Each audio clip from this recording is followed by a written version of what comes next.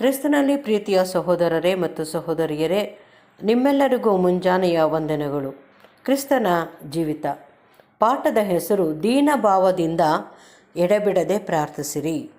Reprints ಪುಟ 3841, ಪುಟದ ಸಂಖ್ಯೆ 85-86. ಕರ್ತನ ಜನರೆಲ್ಲರೂ ಕೃಪಾಸನದ ಮುಂದೆ ತಾವು ಸುಲಕೊಳ್ಳುವವರು, ಅನ್ಯಾಯಗಾರರು, ವ್ಯಭಿಚಾರಿಗಳು, ಇಲ್ಲವೇ ಇತರರಂತೆಯೂ ಅಲ್ಲವೆಂಬುದನ್ನು ತಮಗೆ ಭರವಸೆ ನೀಡಿಕೊಳ್ಳಲು ಶಕ್ತರಾಗಿರಬೇಕು.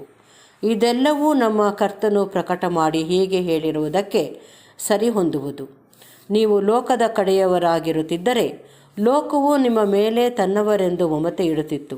ಆದರೆ ನೀವು ಲೋಕದ ಕಡೆಯವರಲ್ಲದೆ ಇರುವುದರಿಂದಲೂ ನಾನು ನಿಮ್ಮನ್ನು ಆರಿಸಿ ತೆಗೆದುಕೊಂಡಿರುವುದರಿಂದಲೂ ಲೋಕವು ನಿಮ್ಮ ಮೇಲೆ ದ್ವೇಷ ಮಾಡುತ್ತದೆ.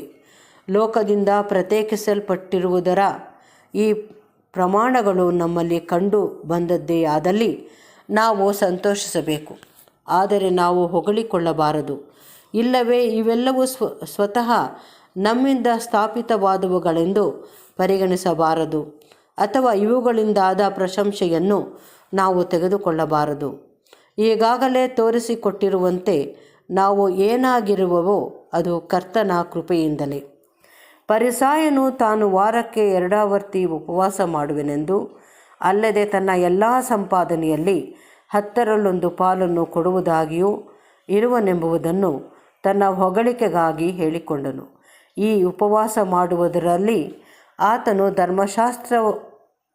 ಧರ್ಮಶಾಸ್ತ್ರವು ಬಯಸುವಂಥವುಗಳಿಗಿಂತಲೂ ಹೆಚ್ಚಾದುದನ್ನು ಮಾಡುವವನಾಗಿದ್ದು, ಈ ಕಾರಣಕ್ಕಾಗಿ ತಾನು ವಿಶೇಷವಾಗಿ ಪ್ರಶಂಸಿಸಲ್ಪಡಬೇಕೆಂದು ಭಾವಿಸಿಕೊಂಡಿದ್ದನೆಂಬುದು ನಿಸ್ಸಂದೇಹ.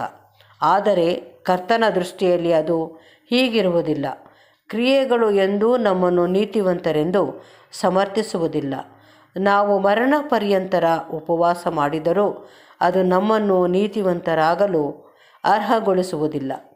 ನಮ್ಮಲ್ಲಿರುವ ನ್ಯೂನತೆಗಳನ್ನು ಸೂಕ್ತವಾಗಿ ಅರಿತುಕೊಂಡು ಯೇಸುವನ್ನು ನಂಬುವುದರ ಮೂಲಕವಾಗಿ ದೇವರು ದಯಪಾಲಿಸುವ ನೀತಿಯನ್ನು ಅಂಗೀಕರಿಸದ ಹೊರತು ನಮ್ಮ ಯಾವ ಕ್ರಿಯೆಗಳಿಗೂ ಬೆಲೆ ಇರುವುದಿಲ್ಲ. ಆ ದಿನದಲ್ಲಿ ಯೆಹೂದ್ಯ ಜನಾಂಗದ ಸದಸ್ಯನನ್ನು ಛಾಯಾರೂಪದ ದೋಷ ಪರಿಹಾರಕ ಮಹಾದಿನದ ಯಜ್ಞದ ಮೂಲಕವಾಗಿ ನೀತಿವಂತನೆಂದು ನಿರ್ಣಯಿಸಲಾಗುತ್ತಿತ್ತು. ಕರ್ತನ ಜನರ ಉಪವಾಸದ ವಿಷಯವಾಗಿ ಹೇಳುವುದಾದರೆ, ಈ ದಿನಗಳಲ್ಲಿ ಅವರು ಉಪವಾಸವನ್ನು ಚೆನ್ನಾಗಿ ಮಾಡಸಲುವಾದ ಸಂಗತಿಗಳು ಹೇರಳವಾಗಿರುತ್ತದೆ. ಉಪವಾಸವು ಕೇವಲ ತನ್ನನ್ನು ತಾನು ನಿರಾಕರಿಸಿಕೊಳ್ಳುವುದನ್ನು ಸೂಚಿಸುತ್ತದೆ. ಅಲ್ಲದೆ ಆಹಾರ ಸೇವನೆಯ ನಿರಾಕರಣೆಯು ಶ್ರೇಷ್ಠವೆಂದಾಗಲಿ, ಇಲ್ಲವೇ ದೇವರ ದೃಷ್ಟಿಯಲ್ಲಿ ಅಮೂಲ್ಯವಾಗಿಯಾಗಲಿ ಇರುವುದಿಲ್ಲವೆಂಬುದನ್ನು ನಾವು ಖಚಿತಪಡಿಸಿಕೊಳ್ಳಬಹುದು. ಕರ್ತನ ನಿಜವಾದ ಹಿಂಬಾಲಕರಿಗೆ ನಾವು ಆತ್ಮೀಕ ಸಂಗತಿಗಳಲ್ಲಿ ಸೂಕ್ತವಾಗಿ ಪೋಷಿತರಾಗಿ ಏಳಿಗೆ ಹೊಂದಿ ದೃಢವಾಗುವ ಸಲುವಾಗಿ ಶಾರೀರಿಕ ಅಭಿಲಾಷೆಗಳನ್ನು ನಿಯಂತ್ರಿಸಿಕೊಂಡು ಅವುಗಳನ್ನು ಕಡಿಮೆ ಮಾಡಿಕೊಳ್ಳಲು ಉಪವಾಸ ಮಾಡಸಲುವಾದ ಅನೇಕ ಸಂಗತಿಗಳಿರುವುದು.